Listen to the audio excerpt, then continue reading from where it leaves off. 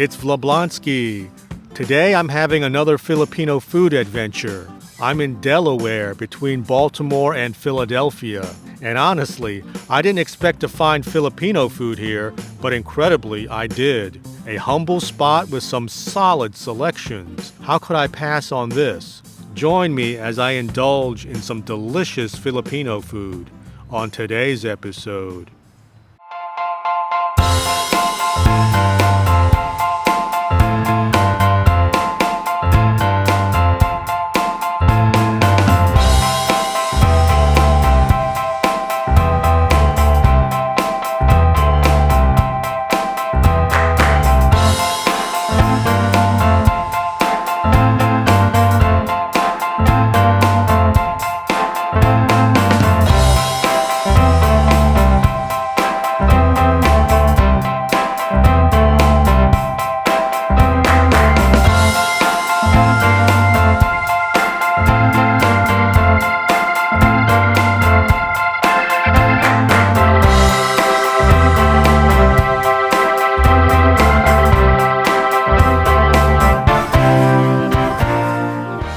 Hello, today I'm in Delaware.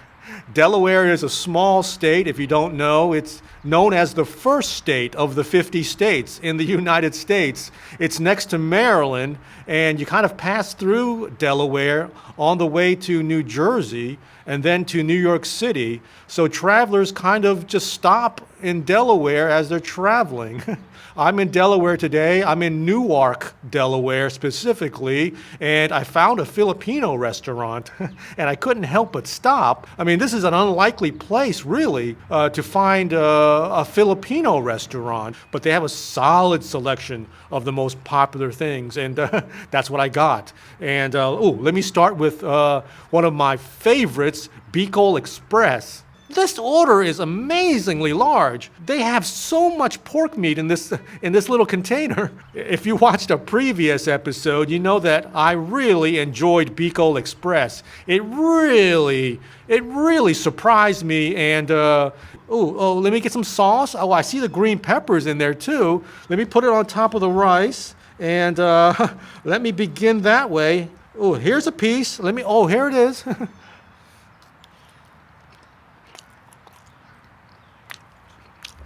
Oh, wow.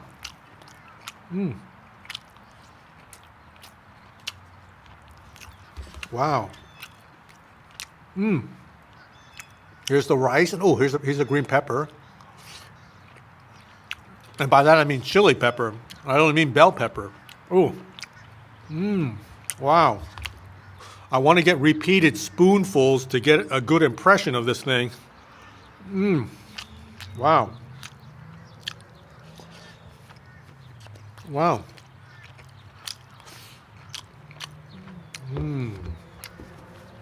Wow. There's coconut milk in here, and I can taste that, and it's really creamy.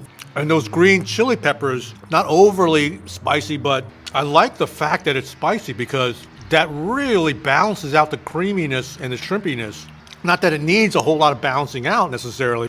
I mean, there's red chili peppers in here too, and so that's kind of rounding out the heat, and coconut milk combines with the shrimp paste. That is the magic of this dish, and that's the combination that is so rewarding and that I so fell in love with the first time I had Bicol Express. Wow. Wow. This is good. Wow.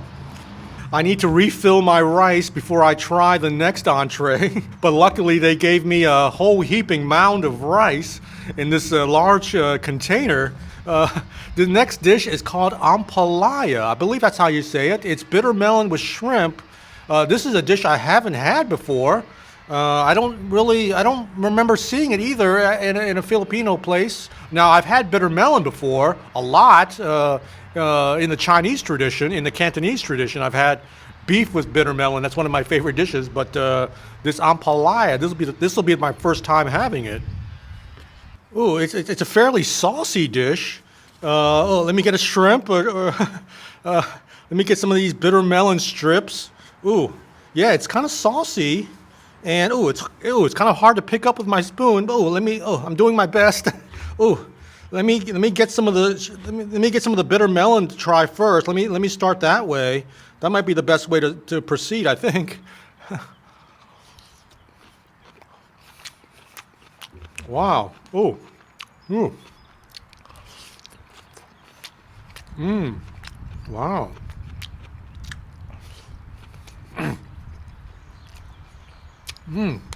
Oh. Wow. Yeah. That's bitter melon, all right. I like bitter melon. I've had it, my whole life, basically. I've been eating bitter melon since I was a kid. I mean, this is not terribly bitter. People dislike bitter melon for the bitterness. There's always some bitterness, but there's degrees of bitterness depending on how you prepare it. You can parboil it, or cook it in hot water, or stir fry it with some sugar. There's different ways, I think, to kind of mitigate the bitterness. This is still, I would say, appreciably bitter, not terribly bitter.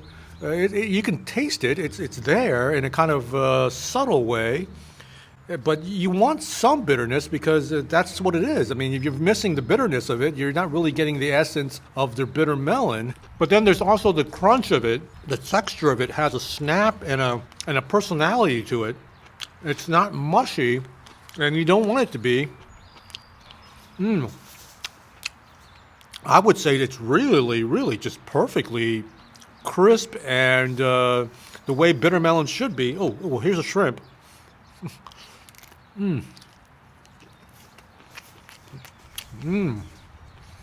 Wow.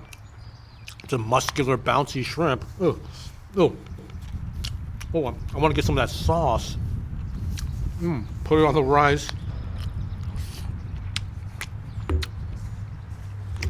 Wow. There's a bitterness to the sauce. It has a kind of an orange color to it, the sauce. So I was thinking maybe it was tomato based or something, but it's not. It's just, there's a mild shrimpiness, but there's a bitterness to the sauce, which I like. Wow. So it really goes well with the rice. Okay, folks, the next thing is palabok. And I've had palabok before, and this palabok, it looks really nice. It really looks like a textbook example of palabok, really. Let me wedge off a piece from this corner. Ooh, it has a yellowish complexion to the noodles. And, let me get some with, I guess some of the pork rinds, the crushed up chicharron, the pork skin, pork rinds. Here it is. Oh, wow.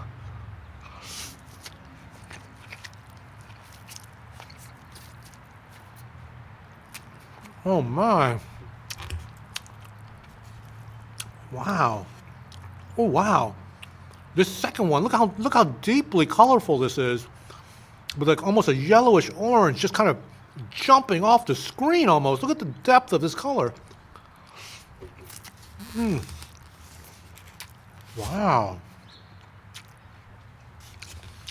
That is a shrimpy. That is a really shrimpy bite. Wow.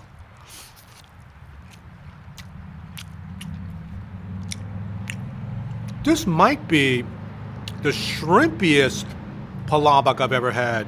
There's a depth of flavor in that yellowishness. that is some intense flavor going on in this yellow orange heaping clump of palabok.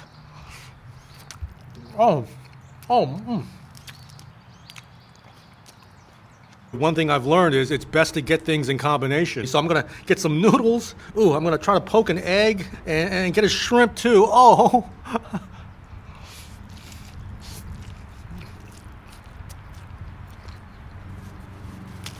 Oh my. Yeah. Wow. What a mouthful.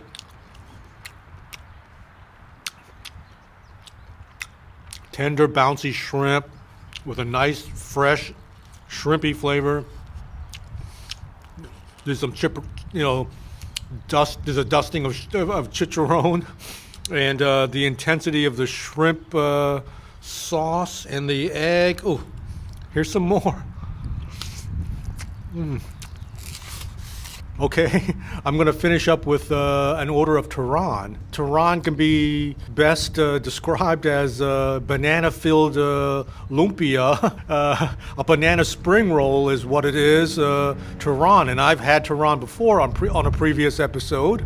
And wow, I really like Tehran. So when I saw it on the menu, I couldn't pass it up.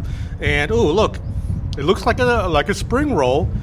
I don't know if they're supposed to be perfectly cylindrical and roundish, or if it's flattened and it's normal to be flattened. I don't know. Oh, here it is.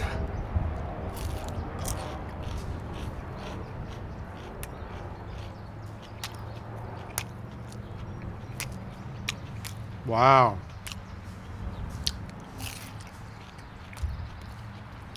Wow, that is good. Ladies and gentlemen, this is terrific Tehran. Wow.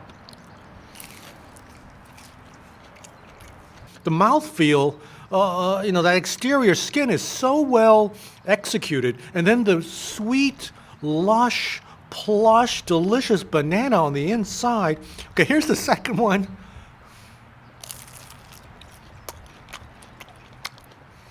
It is so good.